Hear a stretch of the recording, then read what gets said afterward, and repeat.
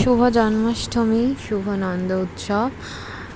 আজ আমার কিছু কাছের মানুষের গোপাল পুজোর ছবি এবং ভিডিও আমি সকলের সাথে শেয়ার করব।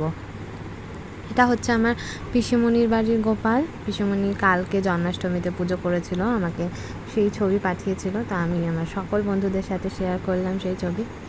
আর এটা হচ্ছে আমার ননদ, আমার দিদির বাড়ির গোপাল পুজোর ভিডিও। দিদিও কালকে পুজো করেছিল, তো দিদিকে বলেছিলাম ভিডিও পাঠাতে, দিদি পাঠিয়েছিল।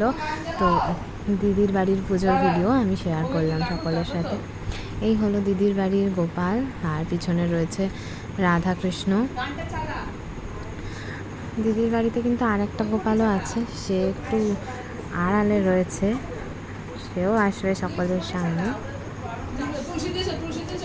এই যে দিদির বাড়ির আর এক গোপাল, সে দোলনায় দুলছে।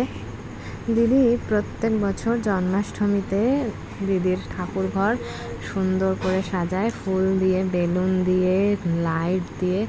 তো এবারেও তার অন্যথা হয়নি, এবারেও দিদি সাজিয়েছে দিদির ঠাকুর ঘর সুন্দর করে, ফুল, লাইট, বেলুন সমস্ত কিছু দিয়ে খুব সুন্দর লাগছে। কিন্তু দিদির ঠাকুর ঘরটা কত চকলেট দিয়েছে গোপালকে, ফল, ক্ষীর, সন্দেশ, অনেক কিছু। আর এই হলো আমাদের বাড়ির গোপাল আর রাধা কৃষ্ণ। আমাদের বাড়িতে জন্মাষ্টমী আজ পালন করা হয়েছিল, আজ গোপালকে স্নান করানো হয়েছিল। যে গপু দাদা খুব আনন্দ করে চান করছে, দেখতেই পাচ্ছ তোমরা সবাই। এই যে এবার আমার মেয়ে গপু দাদাকে জল থেকে তুলে নিচ্ছে, উঠতে চাইছিল না, জোর করে তুলে নিয়েছে। এবার ভালোভাবে গপু দাদাকে মুছিয়ে গপু দাদার দোলনায় বসিয়ে দেওয়া হবে। গপু দাদা সুন্দরভাবে ফ্রেশ হয়ে নিচ্ছে। এবার গোপালটা তুললি কেন? কামড়ে পাচ্ছিস নাকি গোপাল নিয়ে?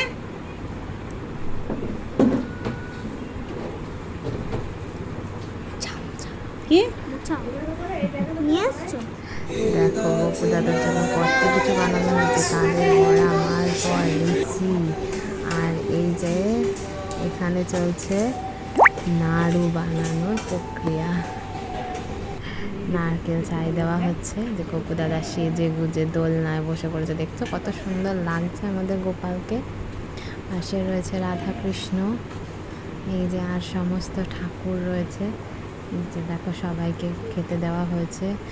সুজি আছে, বোঁদে, মিষ্টি, লুচি, নাড়ু, ফল, মালপোয়া, এখানে রয়েছে তালের বড়া। আরও কিন্তু একটা স্পেশাল জিনিস রয়েছে, সেটা আমি সবার শেষে দেখাবো তোমাদের। আমার ঠাকুরঘর কেমন সাজানো হয়েছে সবাই কিন্তু অবশ্যই কমেন্টে জানিও। আর এই রয়েছে স্পেশাল জিনিস, লজেন্স এবং মাখন।